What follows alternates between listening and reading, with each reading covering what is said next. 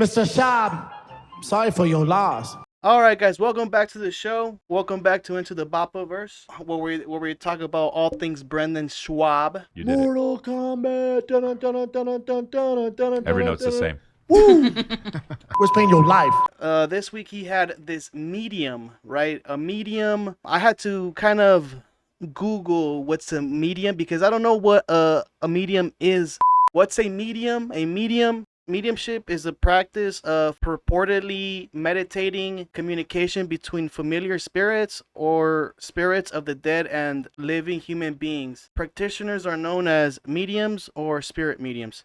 So basically they can talk to ghosts or dead people, right? Formerly alive people. You know, we can assume that this man or this person or this being who possesses this ability, you know, is kind of like a mutant, you know, from like the comic books, like the X-Men or something, because they have like a, you know, this superpower where they can talk to the dead, see things, or like, you know, that clairvoyancy thing where they can find stuff. You know, it's a bunch of, you know, honestly, for me, I think it's a bunch of BS. I'm gonna be very biased in this video because I don't believe in any of this, but you know, I know it's kind of interesting to talk about it, so we're gonna be talking a little bit about it. And I know Brendan is fascinated by the serial killers, true crime, ghost things, because he talks about it a lot. You know, especially serial killers like Ted Bundy or Jeffrey Dahmer. Serial killer stuff, balls deep in. And I don't find anything wrong with that. You know, a lot of people enjoy that stuff. Even I do. I go to those serial killer rabbit holes and whatnot. So I don't find any of that strange. He's quite known for talking about an episode he was in Ghost Adventures. And if you know Ghost Adventures, it's basically like, you know, night vision, and they go to like scary or creepy building and they try to find ghosts or like try to record their voices or their presence. And Brandon was featured in one of those episodes, and he always talks about it ever since. Here's Brendan talking about it with Chris DiStefano. TV, you were on, and Homeless Pimp pulled this up months ago. He was like, because we were trying to get you on for so long. Like when I was in LA, when I was doing your King of the Sting podcast and all that, when I was here the last time, he was like, dude, can you ask him about Ghost Adventures? Can you ask him about Ghost Adventures? Like, I'll never ask him about Ghost Adventures unless he's a guest on the show. So finally, as soon as we woke up this morning, he was like, we're going to ask Brandon about Ghost Adventures. Because he loves this stuff. He smokes weed and does edibles and watch Ghost Adventures. Do you know Zach Baggins at all? He gave me his arm workout back in like 2015. He's a great dude. Great dude. They podcast in the dark, and then he's basically the Rob Dyrdek of like this type of stuff. Like he owns it all, dude. And they're like season, I don't know, 15 or something. Papa has some. There are no ghosts to be found except for voices that they think they hear with these like special recordings devices or something like that. If there's a spirit here, can you say the name of one of us? Whoa, you're what? Yourself? Some cash then. Big boy. Has a museum, like buys like these murder houses. Like he's a smart. So how smart did this dude. come about? Like, yes. So came about because I'm into like horror movies and you know all the ghost stuff and all that. I love. Are all you that scared stuff. of ghosts? No, not at all. I'm really into serial killers more than I should be. Like serial killer stuff, balls deep, and I like.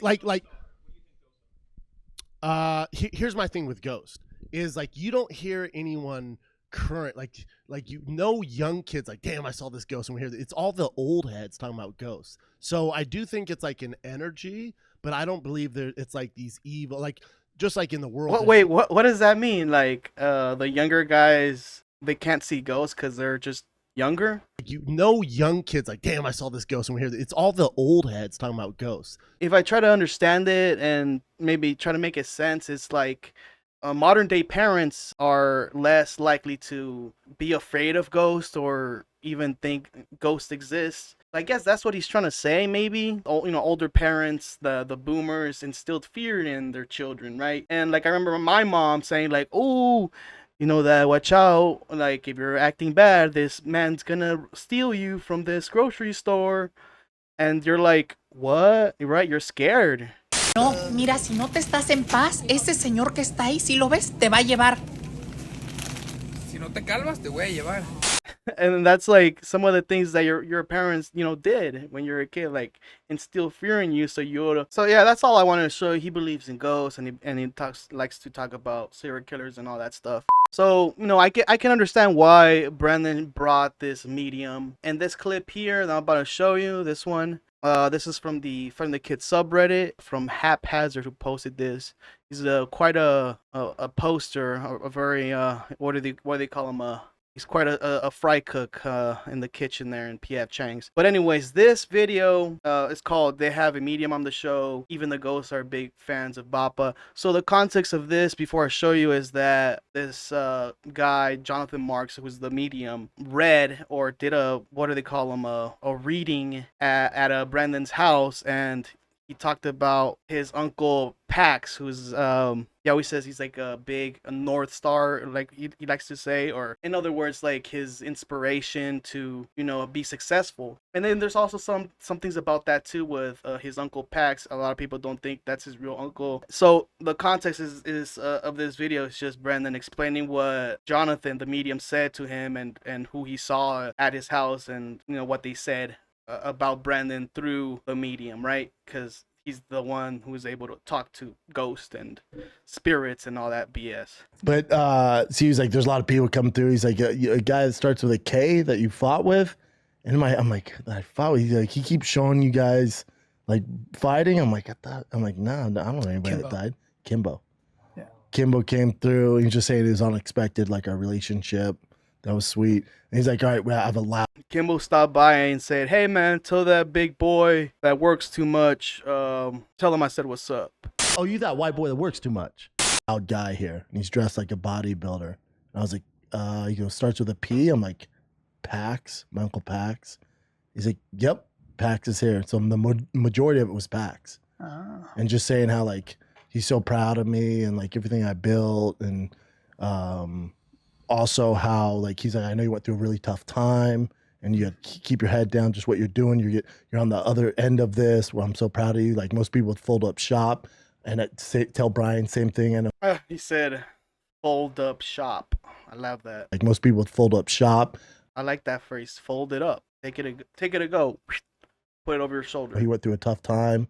Tell him you guys are doing the right thing. And I'm telling you guys are on the other end of it. Keep doing what you're doing. It's going to pay off. Come on, man. Mark. Yeah.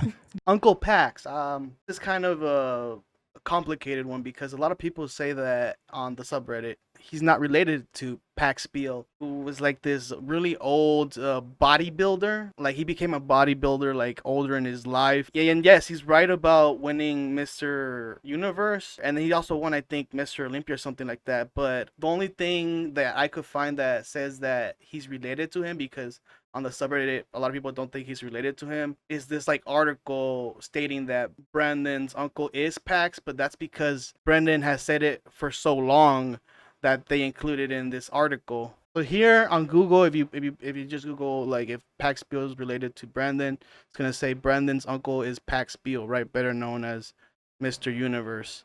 But he does do a couple of errors along the way and says that Pax was a 6-time Mr. Universe, and that's incorrect. And he's also said that he's a billionaire, and that's also incorrect. Here's this clip. My uncle was Mr. Universe 6 times. My favorite uncle, yeah. Mother's side, father's side? Dad's side. Wow. So you got good genetics. Look at this guy. Look at that guy. Yeah, he was the best. I fucking love it, dude. That's him, man. Oh, wow. And then Miss Universe. Ripped. And that's my aunt and him right there. He's in that weird leotard. Yeah. Right Is here? she still with us?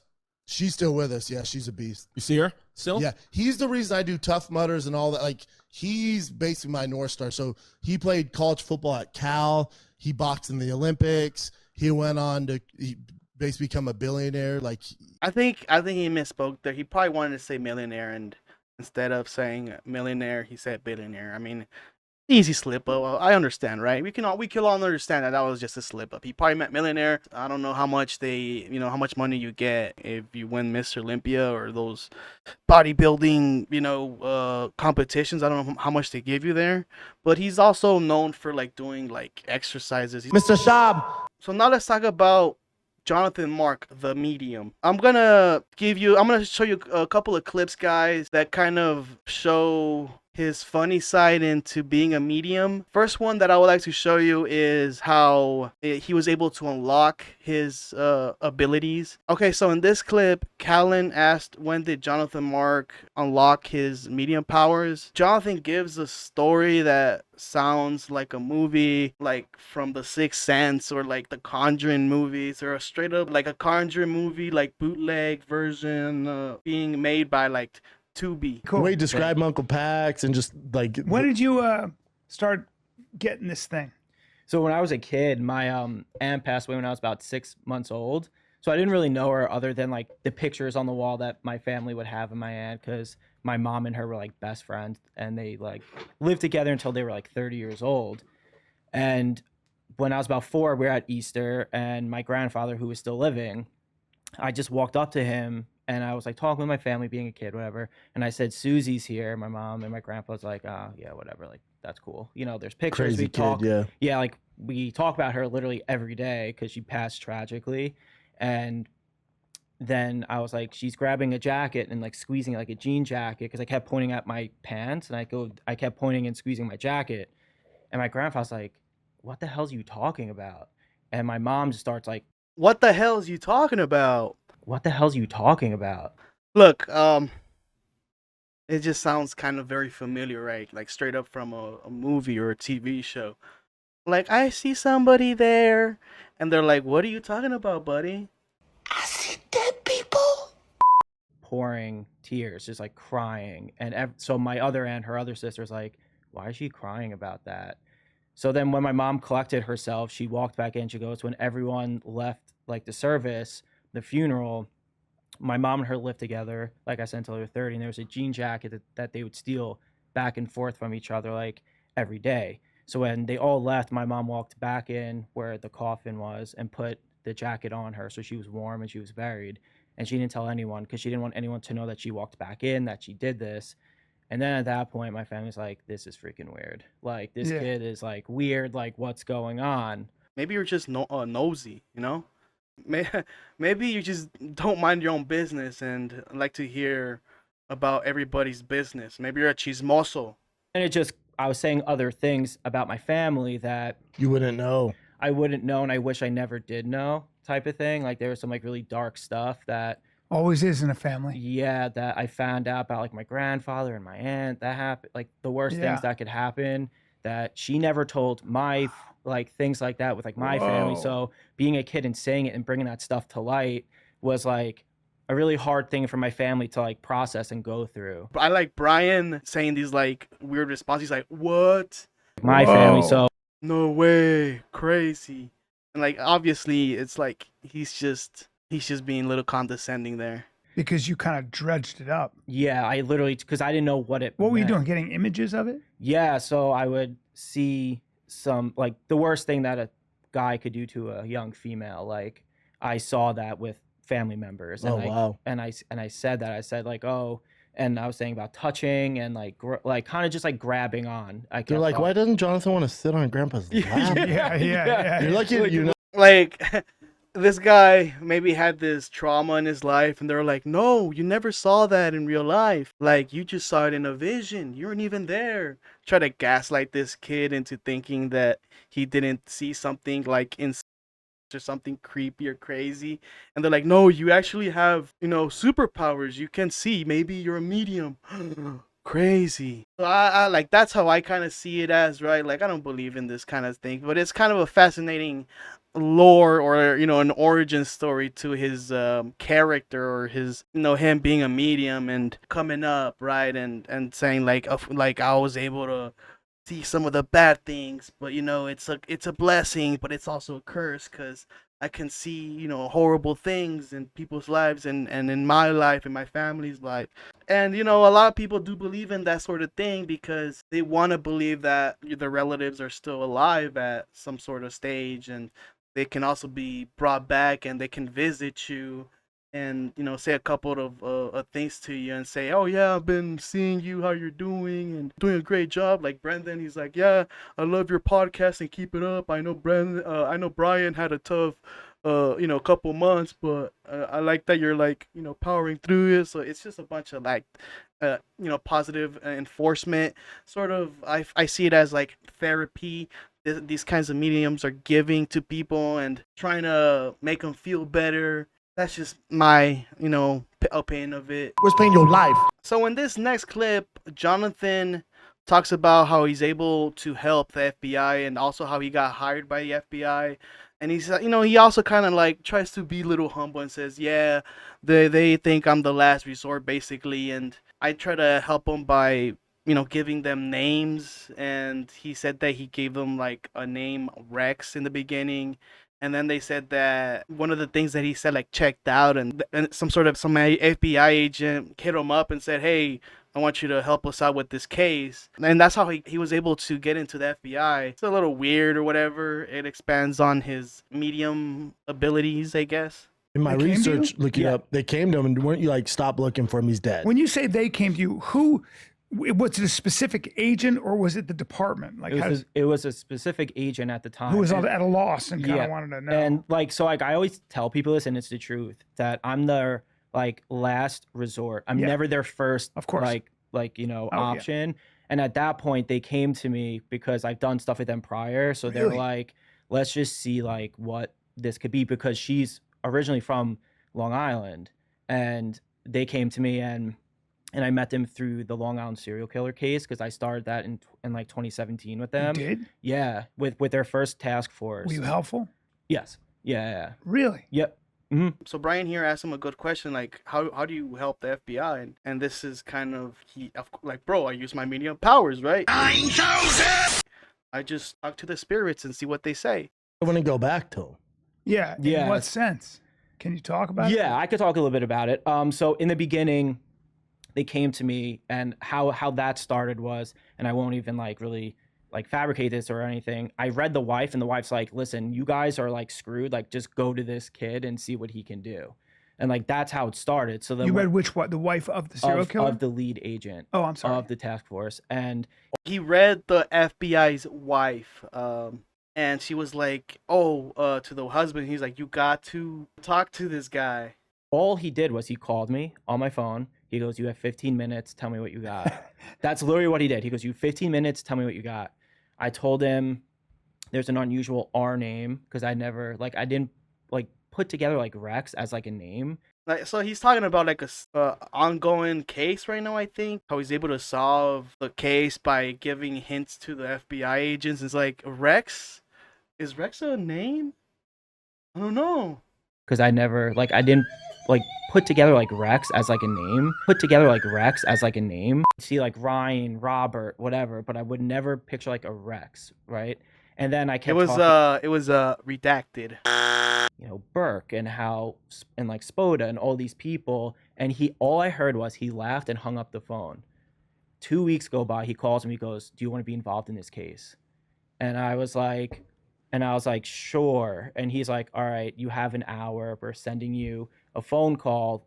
He goes, you're going to read one of the families, like one of the families that the daughters were killed, like the prostitutes. And then it just started. It just sounds like a movie, like, man, this guy, FBI agent, man, he was stressed out, couldn't resolve the case, right? And his last hope was this kid known as Jonathan Mark. You know what, kid, I'll give you 15 minutes to give me a good reason why you should be involved in this case. Boom, boom. And now he's freaking a hero, because he was able to use his powers, his abilities to solve a crime. Oh, really, dude?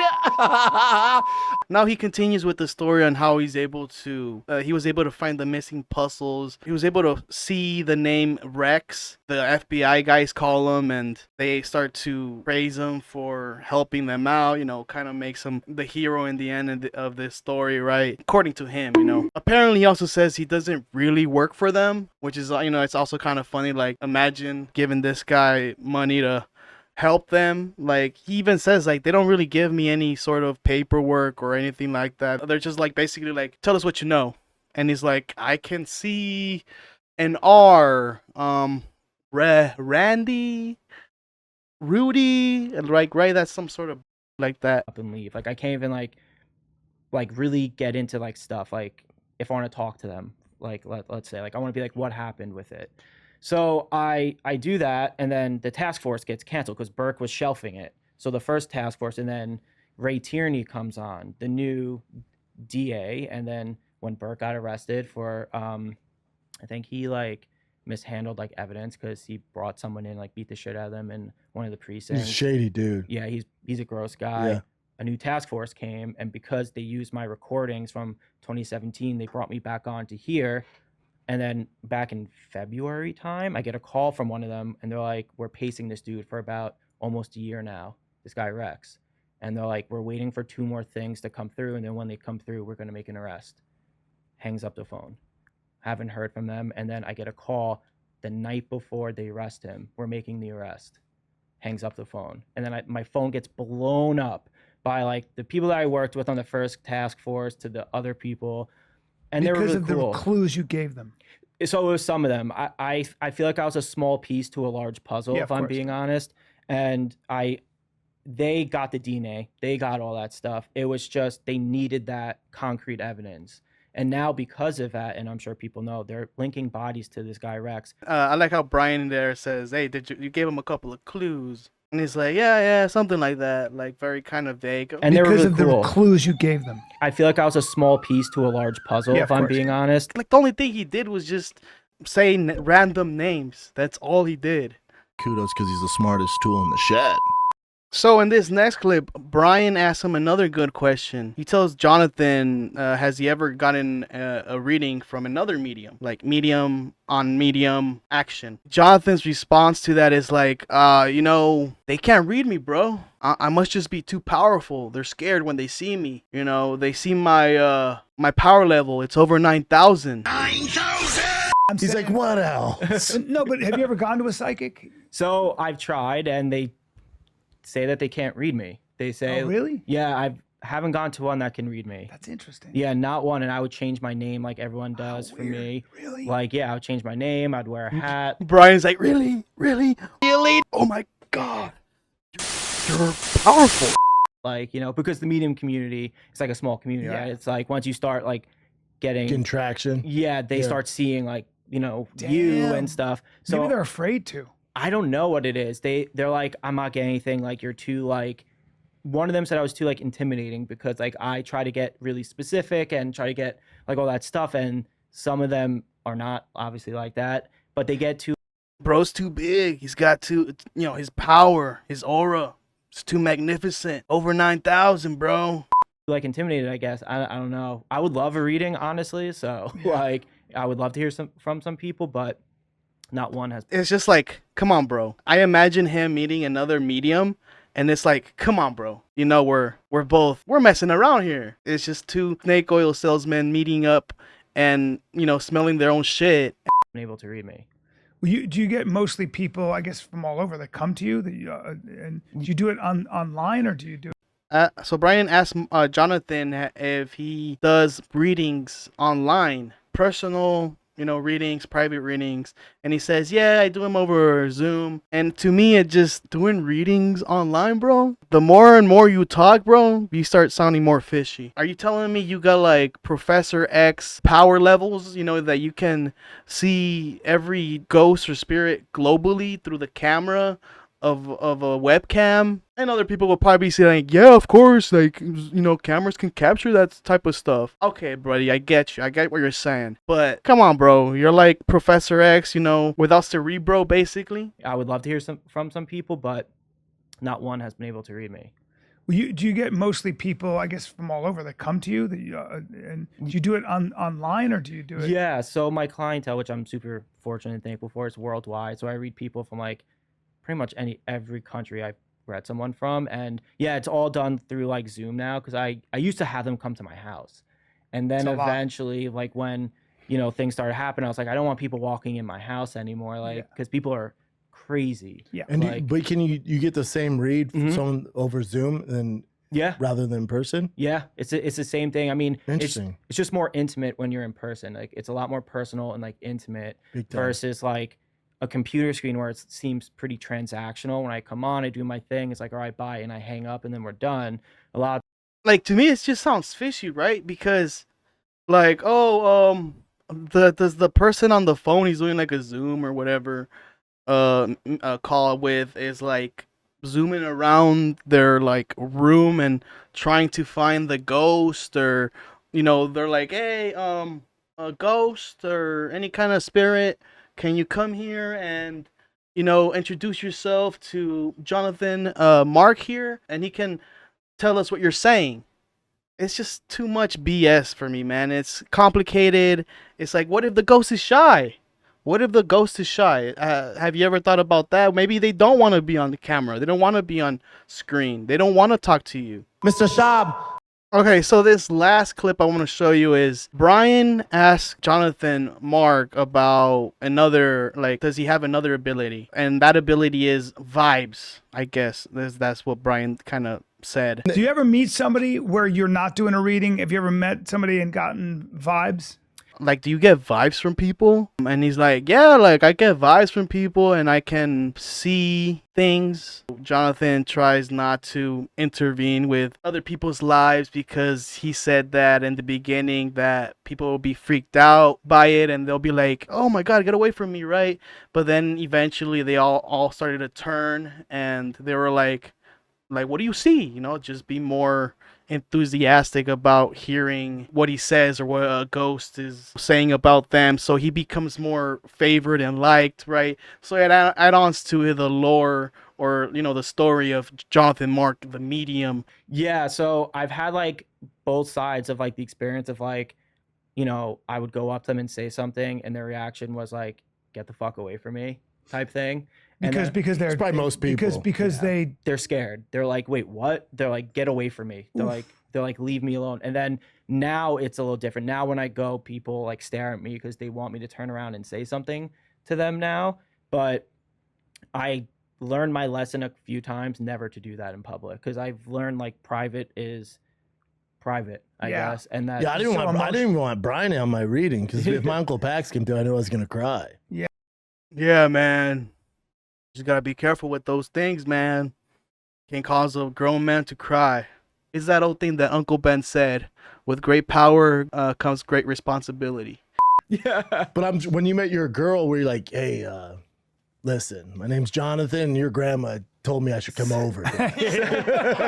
Your grandmother approves. No, I've had like horrible experiences before. Like I caught girlfriends cheating on me from this. No. Like, I swear to God. What? Yeah, so You got visions of that? You're Never he's Netflix and chilling. He's like, oh, I see a big black guy. You're not gonna like this. I see a giant black guy just railing. I mean, it's pretty hot. Is his name So much Tyrone? Do you know a Tyrone? Give me your phone. They should be screwed, dude. I don't want to make this video any more longer than it has to be, because I can make a whole freaking analysis of this guy. What else can I say about this? I don't believe in this shit. Let me know what you guys think about this. Is this a good guest to have? Is Brendan? I don't know.